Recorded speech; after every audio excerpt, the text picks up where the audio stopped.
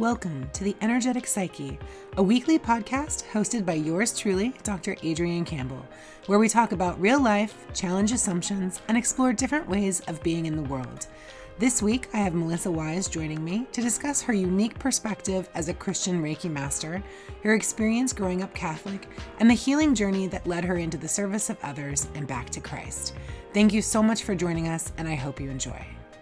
So, hello, everybody. Welcome to the Energetic Psyche, hosted by yours truly, Dr. Adrian Campbell. This week, I have Melissa Wise joining me to discuss her unique perspective as a Christian Reiki Master, her experience growing up Catholic, and the healing journey that led her into the service of others and back to Christ. So just a little bit about Melissa, because, oh my gosh, is there a lot. She's a Certified Orthopedic Massage Therapist. She's a yoga instructor, a SUP yoga instructor, a Reiki Master, a crystal singing bowl practitioner, a certified gong master, a shamanic breathwork facilitator, an IRS certified facilitator, and she was certified through Warriors at Ease for trauma-sensitive yoga and as a meditation teacher. So, welcome, Melissa. So glad to have you here. Thank you very much for joining me. Adrian. So, Melissa and I met 10 years ago, which is wild. Like, we were just joking about it right before the show started.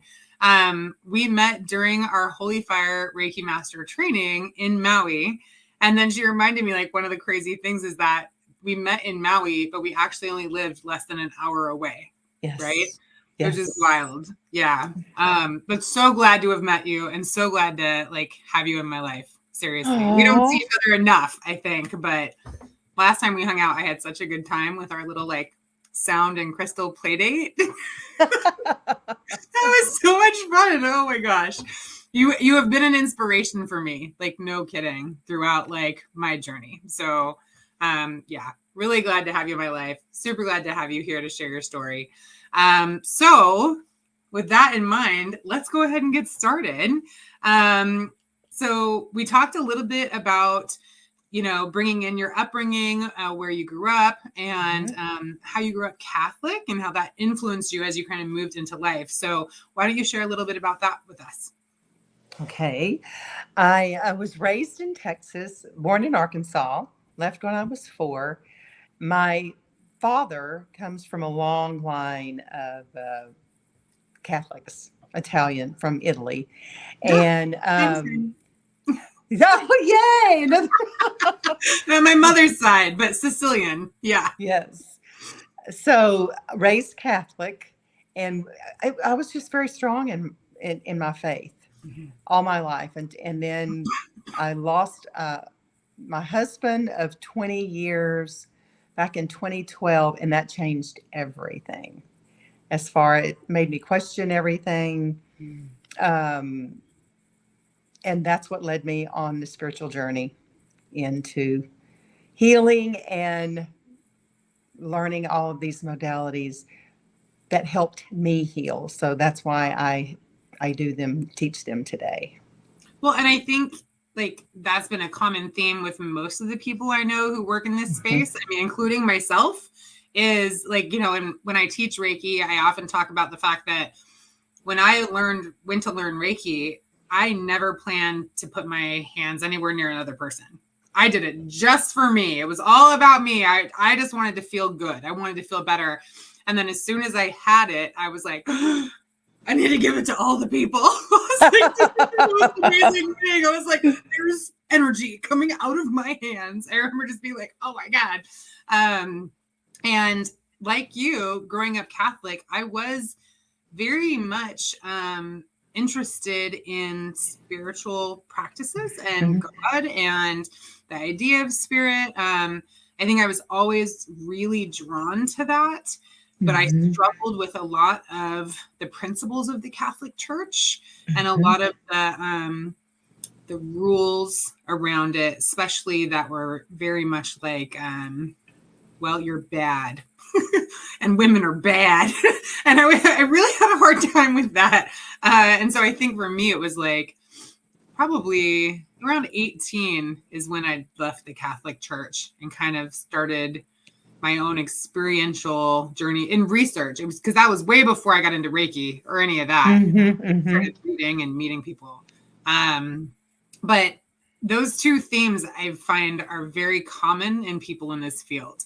Yes. That we were looking for our own healing, and then found so much from it we decided to share. And then also that we've always kind of had a connection with spirit, even if it wasn't directly. Some of it I think has been through creativity versus like religion, which I mean, I think is very similar, right? Spirit is very creative. Yes. Yeah.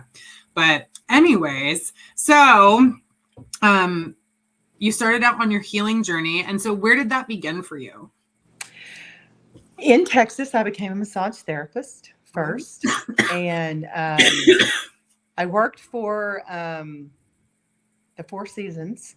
I had odd jobs with chiropractors and, the chains, like the massage chains. And then I got lucky. I knew someone. It's all about who you know, not what you know. And that's how I got hired on at the Four Seasons until I had gone to a retreat it was Heal Your Heart, Balance Your Body. And I was still grieving so much. And so I was led to California to the Chopra Center. Ooh, wait. And through an email. I did not know who Deepak Chopra was. I didn't know who the Chopra Center was, but the email touched me, and it was about me healing my heart. So I reconnected with yoga, which I had practiced before. I learned to meditate. That was a game changer for me, meditation. And then I came back home, and they had a CEU class that I could take for credits for massage therapy, which we have to do to maintain our license. So I went back for that, and I decided on that trip I was moving to California. Right on. So I went home and I told my family, and they said, my mom cried. She said, I understand, but I hate to see you go. And my dad said, I'll be out there in October to visit you. He thought I had lost my mind. But it was so great because I really connected with nature. The beach, hiking. I learned to paddleboard in the bay, and eventually learned yoga on the paddleboard. But I became a certified meditation teacher and yoga teacher. Now, and then I was just to like touch on the meditation a little bit, because to be honest, that was in the very beginning of my journey as well. And I'm actually about to repeat the same class that I took 10 years ago. Oh, wow. Yeah, it's a crazy story. The flyer just showed up on my table after I moved from 10 years ago. And I was like, hello. And mine was at the Shambhala Mountain Center up in Colorado, Red Feather Lakes. Yes. So, yeah. But so what type of meditation did you practice, and what type do you teach? Mantra meditation. Okay. Where you get a mantra specifically based. I need your time and place of birth. So it's an exact location. There are 108 different mantras. Okay. And I actually used to volunteer at the Chopra Center when they would have retreats, and these people would come in to learn to meditate. I would give them their mantras. And the most powerful thing I ever had, they would come in and we would do small groups. So this couple comes in, they're holding hands, they're in love, and I'm explaining everything to them. And then I give them their mantra. They got the same mantra. Oh my goodness. Yeah, I mean, it just gave me chills because they when they shared their story, but what are the odds? Usually it's just, people come in and they kind of get mixed in, but for a couple to actually walk in together and receive the same mantra, that was wild. That is really wild. So, okay, for people who don't know what a mantra is, can you explain that for us? It's a 3-part mantra. It begins with Om, and then there's usually a 2-syllable word in the middle, and it ends with Namah. So they all start with Om, the 2-syllable word, and then Namah. And you get your own, and when you meditate, you just repeat it over and over silently. They always said never to share it, never to say it out loud, just to keep it sacred. So I never said it out loud, but you knew that other people had the same mantra as you. Right. Yeah. Interesting. Oh, this makes me want my mantra. We're gonna have to talk later. Yes. Yeah. And so I often like tell people, because I have so many clients and students that are like, oh, I'm not good at meditation. And I'm like, yeah, okay, what'd you try? Because mindfulness is typically where people go. And that's where I started. The course I'm going to actually repeat is mindfulness based, oh my God. MBSR. Yeah. Mindfulness based stress reduction, Yes. but it's mindfulness meditation, which is really difficult, right? It's the one where you like remove everything, for those who don't know. Whereas like a mantra meditation, so much easier. And I often tell people, it's like, if you grew up Catholic, it's like doing the rosary. Yes. Or repeating your Father, right? Yes. Yes. Very, very similar. So do you guys, in the meditation you teach, do you use beads of any kind? No. No? Okay. So you just... Oh, but we do have mala beads. Yeah. Okay. But I never, when I meditate, I never repeat it a certain number of times, but there is a meditation where you can use the mala beads where it's 108 and it has a center bead that connects them. And so you don't have to open your eyes to do it. You'll move one bead at a time and then you'll feel that bead and you just go backwards. You just go forward and backwards. So very similar to the rosary. Right. Exactly. I remember when I found the mala beads, I was like, alrighty then. Look at us humaning. But yeah, and then the 108, that number is very significant. Can you tell us about that? I don't know off the top of my head. I don't either. That's why I asked you. Oh my gosh. I would have to go look up. Okay. Yeah. And I used to know, and I know that anytime you buy a mala bracelet, it comes in the number of beads that would multiply into 108. So like, I can't think of the number, but it's if you do it a certain amount of times, it would equal 108. Right. So that you're always hitting like that number. Oh man. Okay. So now we'll have to look it up. For anyone listening or watching, I will put it in the podcast description. I mean, we're going to write a note so I don't forget. And if anybody knows and wants to put it in the comments, please feel free. And I will appreciate that. Oh my gosh.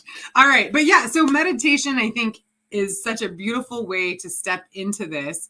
And like I said, there are so many different types. The mindfulness-based MBSR, mindfulness-based stress reduction. I went that way because it's the sciencey way to go, right? And when I first started on my journey, I was teaching electronics in a nuclear power plant, for crying out loud. Right. I was science. And so I wanted things that had been researched and were evidence-based. And so I went with that program, and it completely opened my mind even further than like acupuncture had.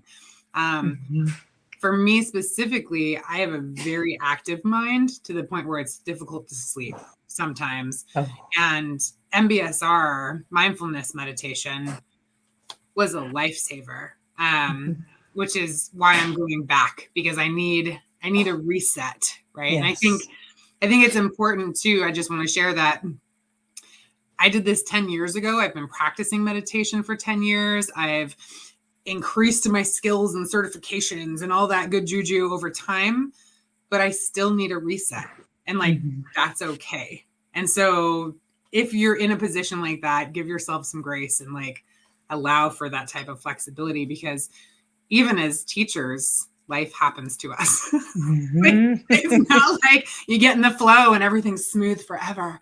That's real. No. So yeah. So anyways, right. So progressing from meditation, you moved to Carlsbad, which was awesome. Because then when we met how long were you in California before you went to your Reiki Master training where we met? We went in 15, is that correct? 14. Mm-hmm. So 3 years maybe.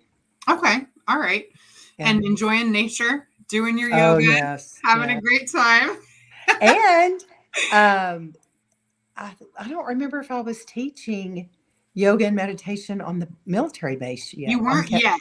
You weren't yet because you Okay. started after. Because I was We got working with, back. I was working with VYP, and you were working with Warriors at Ease. Yes, that's right. That's right. Yeah, and that's like our paths took similar direction, but in a different way because we're different people, right? But yeah, so you were living in California, and then so we got to tell the story about Holy Fire Reiki because Yes, it's we famous. do. I mean, and we were there. We were actually there. Yes. So like we were talking about before the show. So for anyone that doesn't know, there are different types of Reiki that are practiced. Excuse me. I also have allergies, which are attacking my body. And so please forgive me for the coughs. But so there are different types of Reiki that are practiced. Reiki, Rei stands for universal. Ki is life force energy. So Reiki on its own is just universal life force energy. The standard that's taught from the ICRT, the International Center for Reiki Training, is the Yusui Reiki. It's just standard, right? Then there's Karuna Reiki, which is another, I almost want to call them like a strand, right? But it's just another frequency of the energy. Would you say that's right, Melissa? Yes. Okay. So there's Karuna. And then when we went to Hawaii, we went for the Yusui Master training.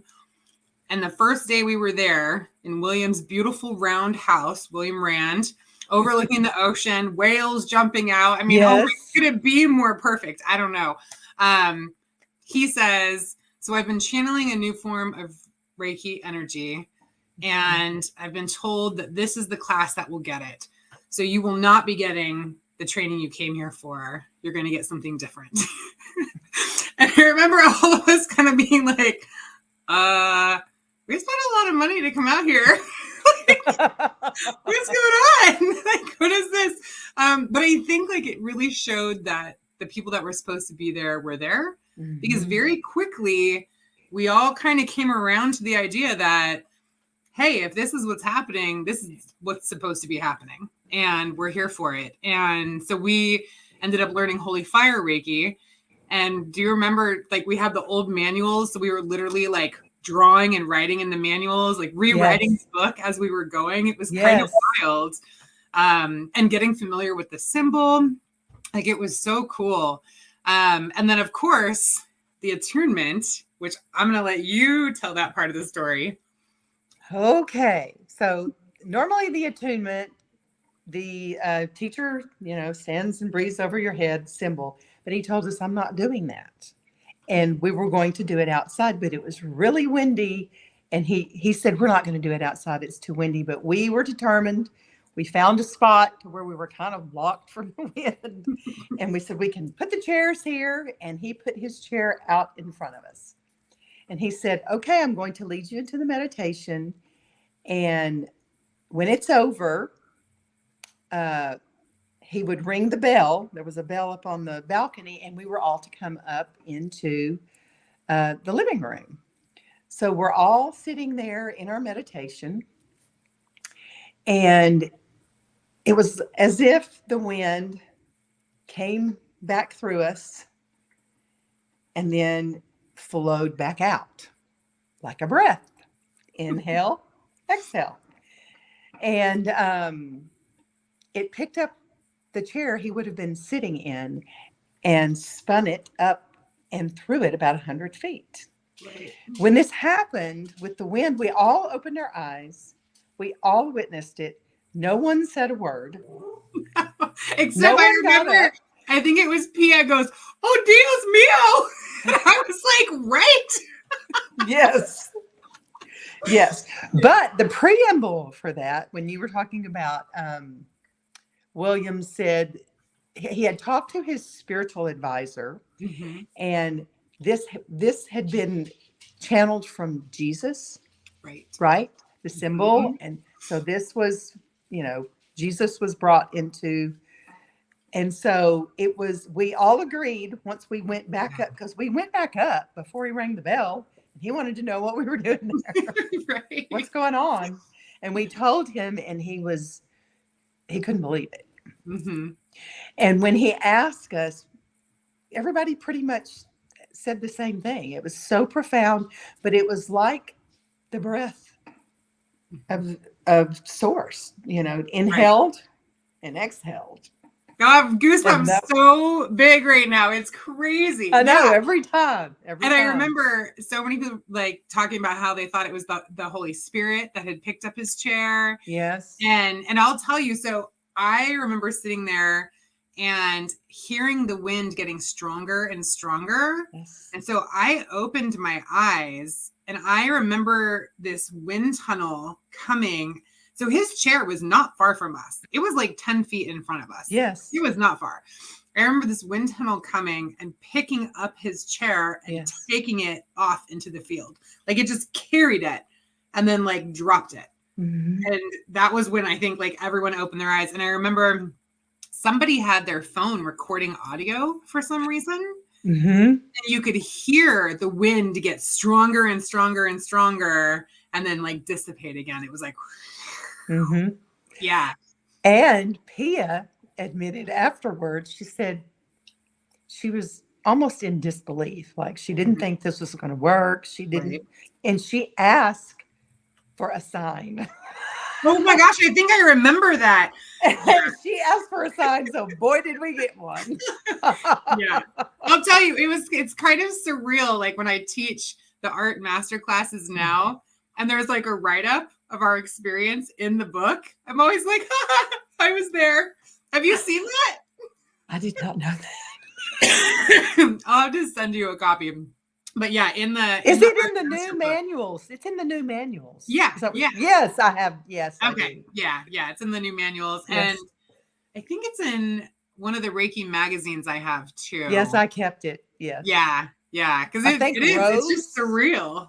Rose might have written it. I don't remember. Really? Yeah, I think somebody did. Oh, interesting. Okay. But yeah, so that was wild. And I remember, like you said, he said that this specific energy is channeled from Jesus. Mm-hmm. And having grown up Catholic and leaving the Catholic Church, I remember when he told us that first day being like, I don't know how I feel about that. And there were a few other people who were like, but then in good form, we all kind of got through our stuff and we're like, again, if this is where we're supposed to be, this is where we're supposed to be. Mm-hmm. And I remember having a conversation with William about it. And he recommended a couple of books, but he told me, he's like, Adrian, Jesus wasn't a Christian. Like, you have to remember that. And I was like, well, that's true. And I was like, that changes things like quite a bit when you like shift the perspective or whatever. But then when we came back and the training, we'll say, hit the mainland, right? Because I ended up going to it again through my teacher, who is one of the ICRT like certified teachers or licensed teachers. There's like 10 of them or something. Yes. Yeah. In Orange County. Yeah. Julie. That's right. We both went through her. Yes. Yes. I met someone else recently who was her student, and it like completely blew my mind. But anyways, it's such a huge and yet small world all at the same time. It's kind of wild. And the people who are meant to be together or know each other, it always just happens. But I remember when I came back, there was a lot of controversy around it because it was connected to Jesus. Yes. And one of the gentlemen that were in the class with me and Julie, or in Julie's class, he was also a shaman. And he was having a lot of personal reservations about practicing with holy fire. And we had a lot of discussion around it. And I will say the energy felt a little different when I worked with crystals than the regular, the straight Usui Reiki, I'll say. But I definitely was meant to practice holy fire. Like I know it in every ounce of my being. But he had some issues, and I know there were a lot of other people who did too. And then, excuse me, I know William started getting a little dogmatic about it, about how this was the best kind of Reiki and everyone should be practicing this kind of Reiki. And it started to kind of create a little bit of a split in the community, I think. I think you and I actually met for fish tacos and talked about this in Carlsbad. Yes, many years ago. Because it was like, I don't know what to do. Like, this is complicated and blah, blah, blah. And I think if I remember, and you'll have to tell me, what we came to all those years ago was to just go off our own personal experience with it and not rely on, who taught it or what the book says. And I mean, even as a teacher now, that's what I tell my students. I'm like, don't treat me like a guru. Like, I know I'm a Reiki master. But that just means I have a higher frequency of energy. I'm not your master. I'm not in charge of you. Right. Reiki is such a personal experience once you start practicing it. But yeah. Well, even when I was first attuned, and it was probably 1 and 2, I didn't practice it a lot on myself, but I had gotten this little dog. I still have her, little Locksmith. She's over there sleeping. She was very sick when I first got her. Oh. And so she went, I had her like 5 days. My daughter came for Easter and she had pneumonia. We took her because she was like not breathing right. I noticed when we were sleeping that night. So I took her to the vet and they did an x-ray and she said, I know you don't know me, but your dog's really sick and I can't help her. And I'm like, oh, great. I just got this dog. I'm all attached. She goes, we can take it over to the emergency clinic. And I'm thinking dollar signs. Like, what is, but this little puppy I was already attached to, and they put it in her in an incubator, and I could go visit her 3 times a day, as long as nothing else was going on, because it was in the room where they would bring other dogs to have emergencies. So I would go give her Reiki every day. So that was my first experience. And she came home. I had to give her nebulizer treatments after she came home for a week. But I truly say that that's why that little dog is here today. Yeah. Yeah. Well, and look at how long she's lived. Brought her back. Yep. Yeah. Yeah. It's incredible. I mean, I'll be honest, I don't use Reiki every day. For me, it's a tool in my toolbox now. I love to teach it. It's one of my favorite things to teach. And I'm so excited to be doing a retreat with it now this year. And then to be teaching their curriculum for the different classes I've built using it. But it's not something that I personally use every single day because it's become one of my tools. But when I do, like when I am fortunate enough to have a full session booked in person with someone, because I do distance Reiki, probably every couple of weeks with clients. But when I get a full in-person session with somebody for an hour of Reiki, it's good. It is good. Like I feel like $1 million afterwards because, like if you give a session, you get a session. Yes. You receive. Right. My complexion's always better. Like at the end of the hour, I'm just like, how are we feeling? Like everything's good. And I'm like, gosh, I need to do this more. Yes. I need to do this more. Yeah. So, okay. Holy fire. And then you were telling me about another modality of Reiki. Yes. So when I moved here, I met one of my yoga students and she practices White Star Reiki. And it is Mother Mary, the woman that created it, that teaches it, actually channels Mother Mary. Wow. And so, and when she said White Star Reiki, before I even knew that, I was instantly drawn. I was drawn to Joan. She was just, you're drawn to people for a reason. And she never planned to teach it. She said that. So me and another woman wanted to learn, be attuned to this Reiki.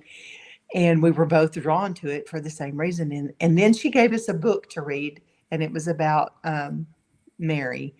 But to be so connected, Holy Fire was Jesus, and White Star Reiki was Mother Mary. So Actually, I got to meet the teacher just last week. She Oh, cool. came, she came here and I got to meet her in person. So that was, Nice. yeah.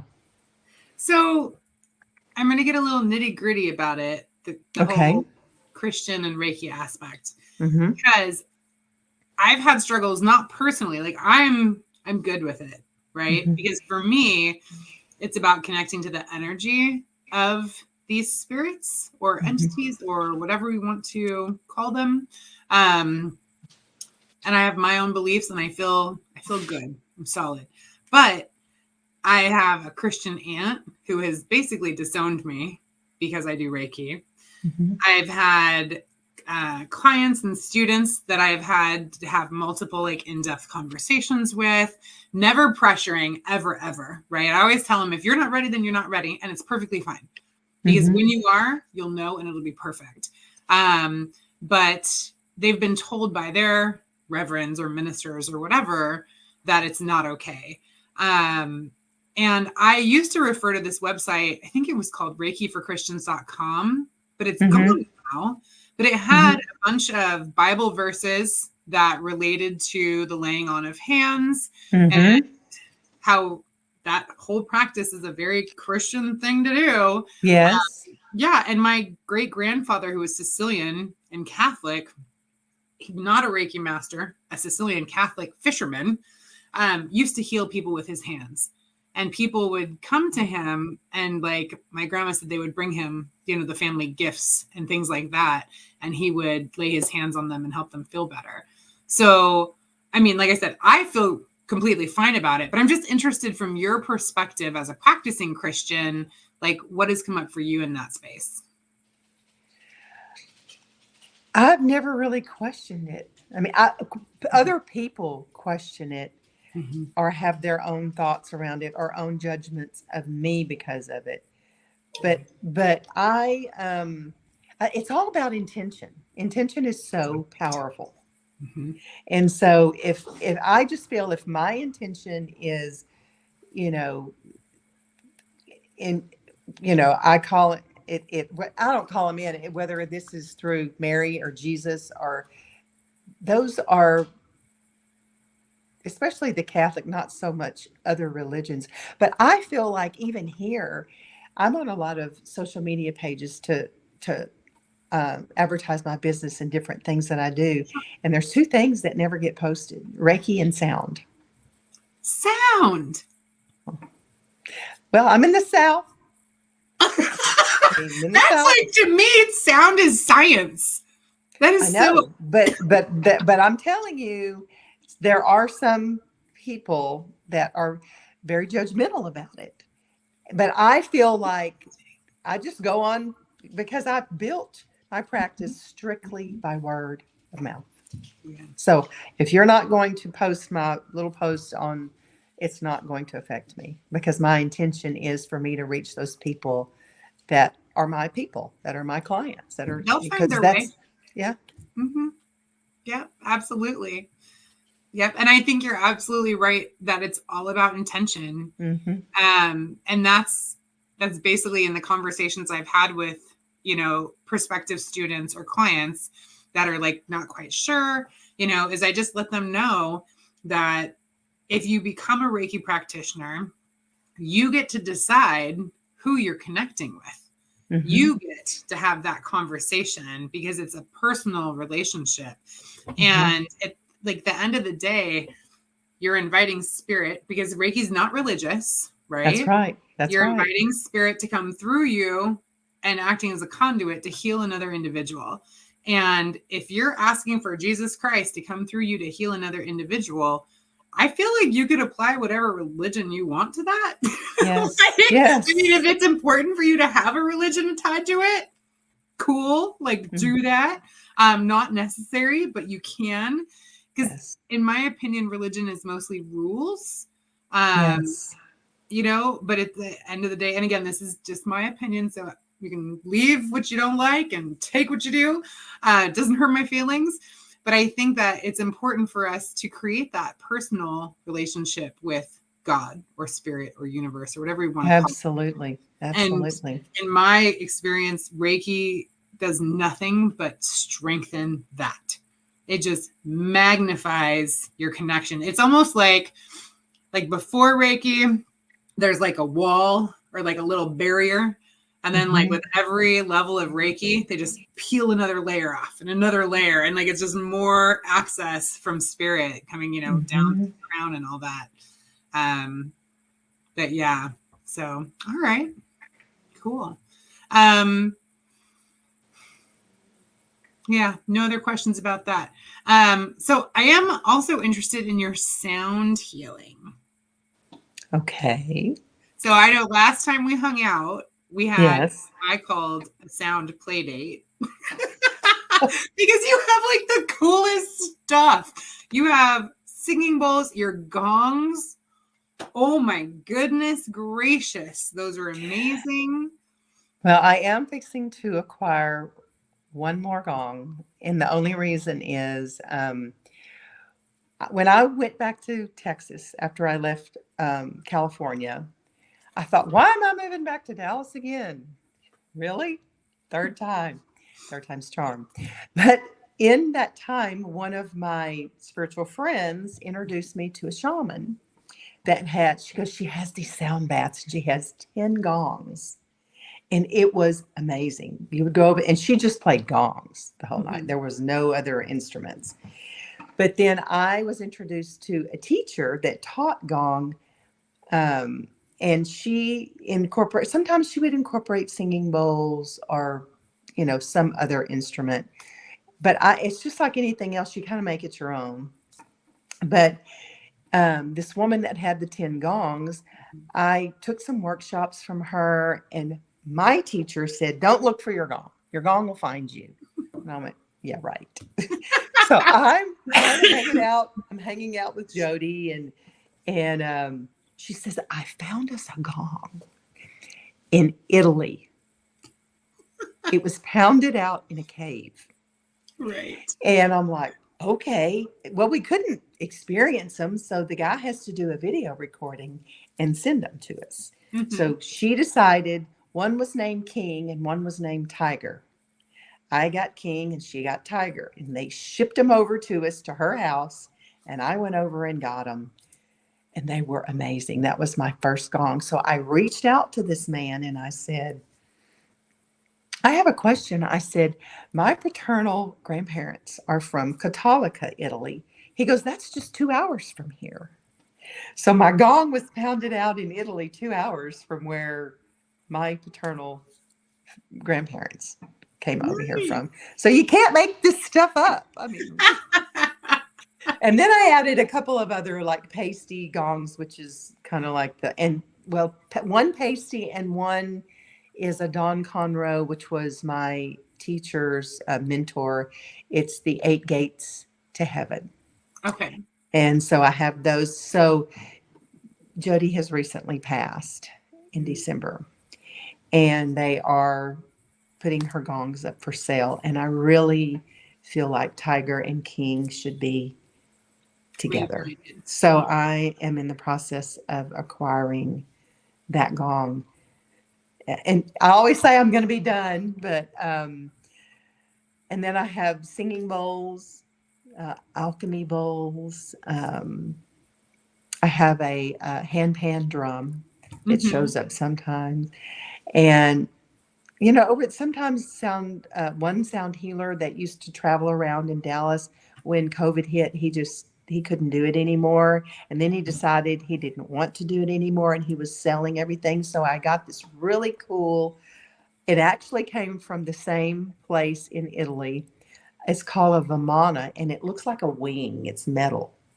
And you play it and it has a handle on it that I can shake and it makes like a wah. I mean, it's so cool. I wonder if you had that when I was there. I don't remember. Familiar. And then I would put it in water and it'll make a different sound. It's really cool. It's cool. That's cool. And I know that I met King. You played King for me. Yes, because he's really deep. I use it to ground me and to ground people. It's really grounding. Yeah. That's awesome. Yes. Okay.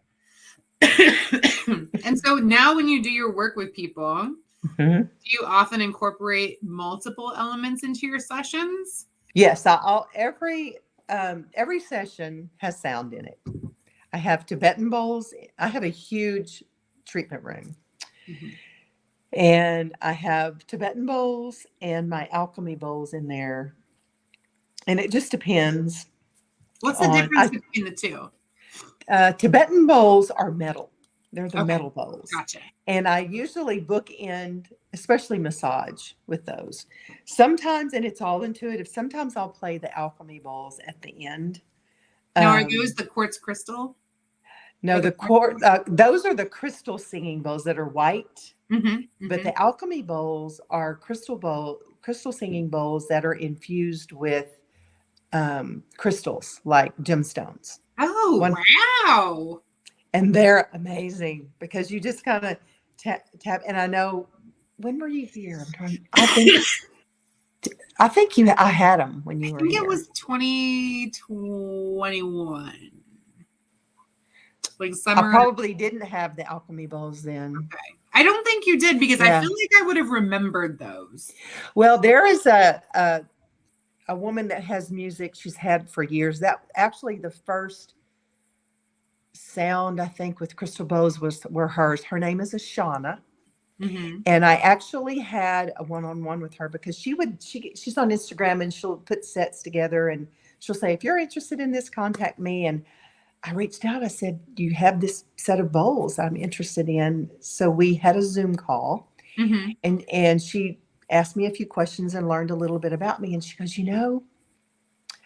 I know you have your heart set on this. She goes, but I have another set that I want you to listen to. She goes, I'll send them both to you. I want you to listen to them, and then you can decide. When Nice. I heard that second set, I cried. Oh my goodness. I went, and one of them, the bigger one, it's a little deeper and it's got morganite. I had to look it up. I'd never heard of morganite, but Oh, it's, yeah, a lot to do with the heart mm-hmm. and compassion. So, and one, it has Lumarian infused in it, the Lumarian crystal, platinum. And then I have a handheld that is a practitioner's bowl, and it's a grandmother. I can't remember the exact name of it, but it's a practitioner's bowl that you hold that you can go over the body with. I've seen those. I've never used them, but I've seen It's them on amazing. handles. And a lot of that I use, and it's intuitive. I don't use that every session, but people that I really feel it's kind of heavy and they need clearing, and they love it. You can just watch them. Their whole expression on their face will change. Right. And I do have some tuning forks that come out periodically, but it's just intuitive. Yeah. No, I feel you on that. I absolutely do. I don't have. How about this? I have not created much of a sound healing collection, but I want to eventually when I have more space. But crystals have always kind of been my jam, and I went through the Lumarian Crystal Healing certification with Julie. Yes, I did too. Did you? Okay, yes. Yeah. I have so many students that ask about that, and they don't really teach it much at Peace Place anymore. Yeah. And I haven't really seen Julie put it up much either. So it's unfortunate because I don't have anywhere to send them to. Yeah. But it was such a good course. Mm-hmm. Yes. And the stones that were included that they handpicked for us, like, yes. Oh my goodness gracious. They're amazing. But you're absolutely right. There's times where you'll be working on somebody and you just know, like you just get drawn to go get a thing and do it. And, I think probably one of the craziest stories, excuse me. And thank God I have a good community here that helps me out and understands me. I was working on somebody, and as I was down at their feet, I just couldn't, this woman wouldn't ground. It just wasn't happening. And in my mind's eye, I saw a stone about the size of a fist between her ankles. And I couldn't really tell what it was. There was no color, but I knew it was a grounding stone. And it was you need to go to Heart, Body, and Soul and buy it. It's there. And that's the store that I buy, honestly, all my crystals at. It's here in Columbia. The owners are amazing. I love them to death. And their selection is fantastic. Plus, like, I trust all their stuff, like, which you can't do everywhere. Right. So I went in there and I'm searching for this stone. I'm searching and they're like, are you sure it's here? I'm like, I know it's here. Like, I know it. And I'm going through all their grounding stones and I can't find it. I'm like, it's like the size of a fist. It's a grounding stone. I don't really know what it is or what it looks like. I'll know it when I see it. And they're like helping me look all over the store. And I finally find it in like a off to the side display that wasn't anywhere near their rocks and crystals section. I had almost given up. Finally found it. I was so excited. Everyone, I think, that was helping me was excited that we were done. And then the next time I had that client, I put that stone between her ankles. So she, eyes closed, had no idea, right? Excuse me. No idea. But during the session, I put the stone between her ankles and I just continued to flow Reiki. And her energy cleared up. She was able to ground. And afterwards, she was like, something was different. I know it. Like, I feel totally different. I don't know what it was. Blah, blah, blah. And I was like, let me introduce you to my little friend. And I brought it out. And she was like, oh my gosh. And I'll be honest, I don't even remember the name of the type of crystal. I just know it's so special because it looks like smoky quartz, kind of. It has dark inclusions, but it's clear quartz. And it connects. It doesn't just ground, but it also connects to spirit. So it goes both directions. And that's it's incredible. Awesome. Yeah, but it's all intuition. And I think, that's one of the things as a teacher that I work with my students a lot is like, you got to get out of your head and stop questioning, and they'll ask, but like, when you hear these things, how do you know it's real? Why do you listen? And I'm like, I don't know. Like, why not? If it's not telling you to do bad stuff and it's all to help people, Well, don't you feel, and reflecting back, this is my observation, that since being attuned to Reiki and receiving the masters, my intuition has intensified. Do you find this? Yeah. Yeah. Like, I started seeing auras and chakras. Like, I thought I was losing my mind. Like, like 6 months after I was attuned to Reiki, I started seeing energy and like legit thought I was losing my mind. Went to Julie and was like, what is going on? This is insane. And she said, it's not Reiki, Adrian. Like, Reiki just opens your natural gifts because you're now closer to spirit. Right. And I was like, so I got a bunch of books and I read all about the chakra system, all about auras, bioenergetic fields. I mean, all of that because and I mean, I remember the first time I had a voice in my head, right, was about God.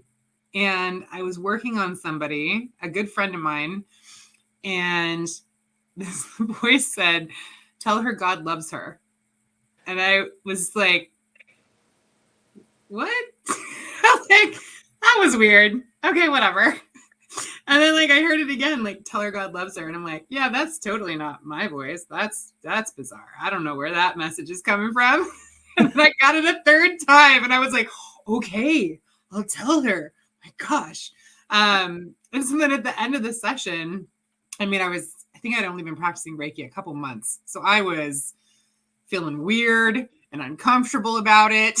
And I said, like, this is kind of strange, but I feel like I got a message to tell you that God loves you. And she broke down in tears and was crying and just said, that's all I was asking for the entire Reiki session. And I was like, oh my God, like, I'm going to get teary just thinking about it. It was so, it was just incredible. And like, every time I get intuitive messages like that, like nowadays, I just share them every single time. And I'm still just blown away at like how spot on and accurate. And, you know, so at this point, it never surprises me. It's just so touching. And I always feel so grateful that I get to be in a position where I can help them connect with whatever it is that they need to hear. Right. Yes. Yeah. We get to do good stuff. Yes. And the fun work. Oh my gosh. So speaking of good stuff and the fun work, the one other thing I just wanted to briefly touch on is your work with veterans. And well, and you worked with active duty as well at Camp Pendleton, right? Mm-hmm, mm-hmm. And so that was mostly what, massage and yoga? Can you tell me? Massage and yoga, yes. I did experience some one-on-one meditation type thing. But I know a lot of the special forces did a lot of that. But I mainly did massage and yoga. Okay. I mean, that was my job there. Yeah. Right. So you got certified through Warriors at Ease, and then Camp Pendleton actually like hired you and paid you, right? Yeah. Yeah. So heads up for anyone that wants to work with military and veterans, it's not always just volunteer. Oh, that's what people just say. Are you military? I said, no. They go, well, how did you get a job there? I said, Reiki? No. No, I didn't say that. I prayed about it, and God made it happen. But like, no, seriously. I mean, if it's your path, you're going to be led, and it's going to happen. Yes, absolutely. I met someone that told me of an opening, and I don't know if they shared my information. I think they did, because I gave them my information, and when I left there, then I opened my own place that's why I left there, to open my own place in Carlsbad. Yeah. Awesome. Oh, I remember when you did that. Yeah. Yeah. Mm-hmm. Yeah. And so, I mean, I'll just say, I think it's pretty cool that more and more active duty installations are offering things like that. Yes. And even the VA here in Columbia used the word Reiki the other day in a post, and I almost fell out of my chair, because I know they're offering acupuncture and yoga, and healing touch is what they usually call it, which is basically Reiki, but without any of the spiritual component. Yes. Which is totally different, but you know, whatever. Yeah. So they actually said Reiki in the like post they made on Facebook, and I was like, what? Get out. Well, I think we're going to see more and more of that. I think so. Yes. And you know, the thing is that for a long time it was volunteer only, but now like the Columbia, where I'm living, Columbia, Missouri, the VA here actually had a yoga teacher on staff, like a paid yoga teacher. And so a lot more of those positions are coming open. Yeah. And so I would just share with anyone that works in kind of like our line of work, feel free to look into that kind of stuff, because the military, whether it's active duty or veterans, I'll say we need you, because I'm one of them, right? And you worked with Warriors at Ease. I worked with Veterans Yoga Project. Yes. And both organizations do amazing work for our country's military members. Yes. Yes. Yeah. So important. And it's wild, because to me, Reiki, yoga, sound, healing, it's so simple. So simple, right? Even like a lot of somatic mindfulness. Yes. So simple. And it has nothing to do with the brain and thoughts and all of that. It's just being present and allowing healing to occur. I think, gosh, yeah, I think that's probably the simplest way I could put it. And we just don't do enough of that in our world, you know? So I think the more we can spread that, the better we all will be. Amen, sister. So, Melissa, tell us a little bit about your current business practice, where you're at, how people can contact you if they're interested in working with you. I know you're really busy and pretty much, would you say booked out for like 3 months or something? No, 1 month. 1 month. Okay. Yeah, Okay. 1 month out. But yeah, so tell us a little bit about where you're at, what you're doing, and how people can contact you. I'm in Hot Springs, Arkansas. I have my own studio. I do a monthly plant-based potluck that's free. You just bring a plant-based dish with a recipe, and we get together. We usually have some great conversations. This last week we had a book exchange, and people that have their own businesses, we kind of share and announce different things in the community because that's how people find out. Mm-hmm.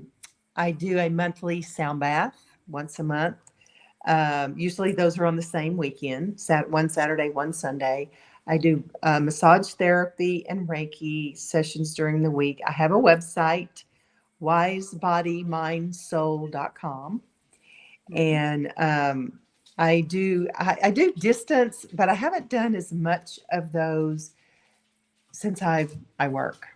Mm-hmm. Like I have a set schedule and I work. I do Reiki a lot more here than I've ever done anywhere else. And I always ask people, how did you find me? And a lot of medical people. But I think, I moved here in the middle of the pandemic, and I cannot imagine how stressful that is. So I believe that's why a lot of those people sought Reiki out. So, and I think that's it. Sound and my yoga classes. I only teach 1 day a week right now, a Wednesday morning and a Wednesday evening restorative class. I do private sound baths. I do couples sound baths, and if people get a small group together, I'll do it on the date and time that they want to, and I do quite a few of those too. So nice. That's awesome. Very cool. Mm-hmm. All right. And then if there was one thing that you wanted to share with everybody before we end for tonight, what would that be? Wow.